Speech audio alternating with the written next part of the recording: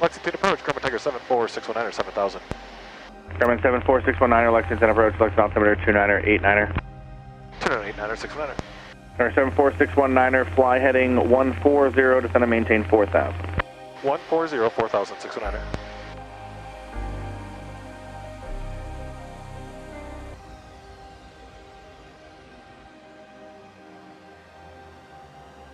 I'm sweating. Got the tower loaded up, ATIS is done, approach is done. I'm flying wing leveler mode right now and I'm heading to 180, waiting for the intercept. 74619, descend and maintain 3000. Descend maintain 3000, 619er. At 619, maintain vest forward speed as long as practical. That's forward free, speed 619er. From 619er, heading 200 to intercept and maintain 3000 until established. 200 and we'll maintain 3000 until established on the 2269er. November 74619, keep your speed up as long as practical for faster inbound jet traffic coming in behind you. Contact tower on 119.1, good day. Over to tower 119.1, we'll keep our speed up for 619er. Lexington Tower, Grumman Tiger 74619 on the ILS 22 approach. November 74619, Lexington Tower, runway 22, clear to land. 22, clear to land, 619er.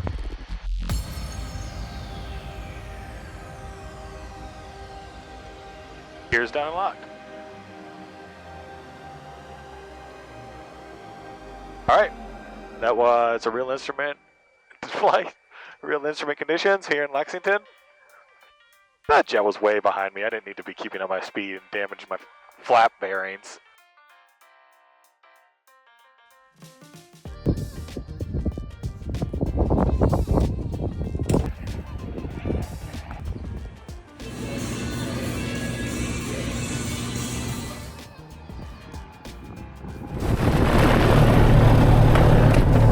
Grumman 619 or winds 190 at 12 if you'd like 22 at golf. I'll take 27, that's fine, 69er. Roger.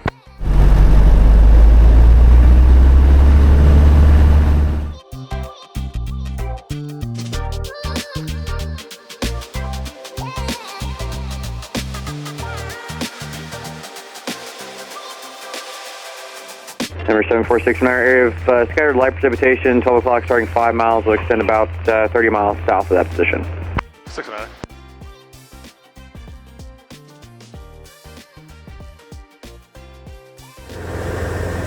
On the 4 flight's ADS-B 4-color radar, I had a couple of red returns, which I won't fly through red, but it's this 4-color radar, and my Garmin 530 is not indicating red, and internet radar doesn't even indicate precipitation there. So that's always interesting. It was definitely moderate. I would say light to moderate at times with a decent band of moderate precip. The area I'm in right now is getting moderate to heavy again. There's a couple of red splotches to my left. November 78 Papa Alpha, areas of moderate to heavy precipitation start 12 o'clock and about 10 miles, and then they scattered for about the next 70 miles, and then it continues on to about 180 miles northwest of the Louisville area. So I'm affirmative, thank you very much, 78 Papa Alpha. I'm on the east side of the weather's moving west, almost out of this area, and then it should just be straight IMC for a while, maybe a little light precip. We've got about 10 miles left here. So it's time to try and get into this Jimmy John's.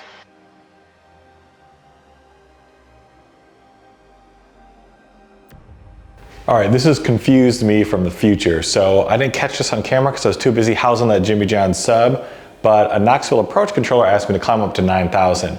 I told him I didn't really want to because it was icy up there, and he told me that everything around me was minimum en route altitude of 9,000 because of terrain, which got me quite confused, and you can kind of catch the look on my face here. So it turns out, and I know this now in the future, but when I made my flight plan, I dragged to find the Tango route, Tango 441, that crosses the Appalachians. It's the GPS route with a lower minimum en route altitude of 7,500 all the way down to 6,000, so I can get through the mountains without having to worry about being up in the ice. And that GPS route looked like it originated nearby the SOT VOR, and when I dragged in for flight, I chose the Snowshoe VOR. The problem was that is not the real origination point for that route. It's actually a waypoint just south of the VOR, only like 3,000 to 4,000 feet in real space south of the VOR. They're not the same place, which is a waypoint called PUBG. And so you had to fly to PUBG to initiate your route on 441, and for whatever reason, ATC didn't see that, and it kind of makes sense. Maybe their computers threw it. I don't really know how ATC works, but I learned something. Make sure that your routes for GPS routes are actual GPS waypoints and not the VOR, because they're not the same thing. They have different minimum en route altitudes. And so for you non-pilot types that might be watching this, VOR stations are ground-based area or radio navigation. And it's kind of how all airplanes used to navigate. A lot of them still do. They beam out radio signals. You receive them in the airplane, it kind of tells you where to go. But they're restricted by terrain, like the radio signals can't get through terrain. And because of that, you have higher minimum altitudes to be able to receive those signals. With the advent of GPS and what we call Tango routes or area navigation or RNAV, you can kind of just like go lower because you don't need to receive those signals, you only need to communicate. And because of that, this route, specifically Tango 441, got me through the mountains a lot lower than I would have been able to 30 years ago if I was flying VOR, which is sweet because that means I can fly this flight without being in the ice. Keep in mind, I'm not a pro IFR pilot at all. I'm just like a dude. And so I'm like, did I screw this up and I'm about to run into the side of a peak? And eventually he just like switched me to Knoxville approach. So they just had me climb to 9,000, which I don't understand why. Number 74619, contact Knoxville 118.0. 118.0, 619er. I mentioned the problem to Knoxville approach. And Knoxville, you have time to request 619er? 619er, go ahead. 619, the last controller gave me a climb to 9,000. I'm trying to follow the Tango 441 route here, which indicates 6,600 for GPS. Can I stay at 7,000 or even 8 to stay a little lower? And Grumman 619er on Tango 441, would you be joining that after, or from Snowbird, still staying on Tango 441 because it's south of Snowbird where the terrain's really the issue? Yeah, affirmative. Yeah, I would stay at Tango 441 to Styles was my original plan, staying above 7,000 for 619er. Grumman 619er, roger, maintain 8,000 and I'll have amendment to your flight plan to have you join. Maintain 8,000, 619er, thanks. Once that waypoint was in my flight plan, everything made sense, and then I could just cruise at 8,000, which is perfectly acceptable. That puts me 500 feet above the MEA, or 1,000 feet above the southern section of that MEA, and everyone was pretty much happy. So I think that was my fault. I didn't even notice PUBG when I dragged my track in ForeFlight to create that segment of the route. So if you learn something new every day, glad I didn't run into anything. 619er is ready to copy. Grumman 619er, from your present position, you are cleared direct Papa, Uniform, Papa, Delta, Golf to join Tango 441 to Styles, direct destination. 619 from present location, cleared to Papa, Uniform, Papa, Delta, Golf, then Tango 441, then Styles, then direct destination, 619er. Grumman 619er, that is affirmative, and just to verify, maintain 8,000. And we'll maintain the 8,000 for 619er. Thank you. I guess it makes sense for terrain, though. It's possible, you know. Highest peak around here is Mount Gallo. I think I've actually been there, but anyway, 6620. 4619er, traffic 1 o'clock, 8 miles northbound, level 7,000 is an Airbus. 619er is IMC currently.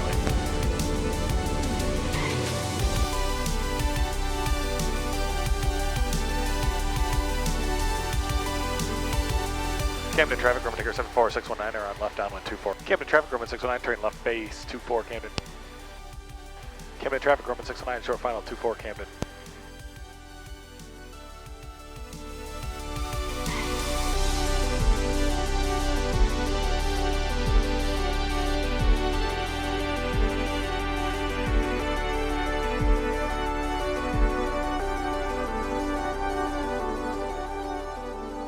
Oh, come on.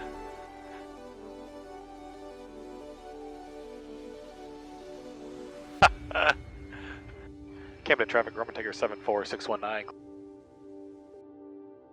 Yeah, so I just landed in Camden, South Carolina, and I think my rental car is waiting for me on the ramp, which is pretty sweet. Kind of a bumpy flight, lots of vibes, a lot of IFR stuff. It's pretty sweet though. About 5 hours total travel time. So if you've never flown general aviation, this isn't super uncommon. This field, real sleepy. Looks like it used to be an Army airfield, which is pretty sweet. And they left my rental car right there. Enterprise did. They dropped it off for me right there. I just pulled it over to the plane so I can get loaded up. Didn't cost anything extra. In fact, my rental car here was cheaper than renting one from Charlotte from the main terminal, which was where all my colleagues rented from. And then we get loaded up, go get something to eat, hit the house. A little bumming because I lost a lot more paint in the rain.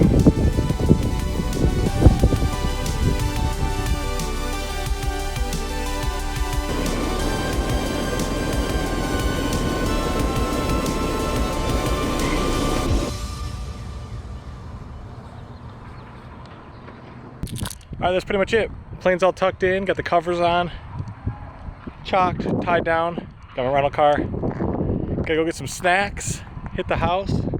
Big weekend of motorsport ahead.